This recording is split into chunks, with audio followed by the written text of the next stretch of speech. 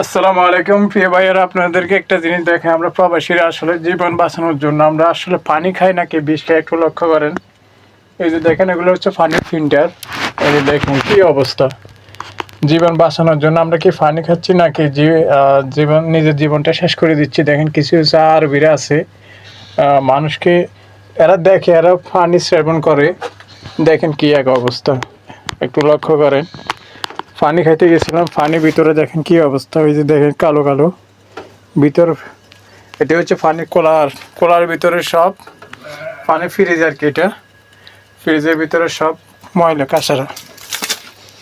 জীবন বাঁচানোর জন্য আমরা পানি খাই, আর আসলে আমরা জীবনটা আমরা ক্ষতি করে দিচ্ছি। দেখেন কি এক অবস্থা, কি এক অবস্থা।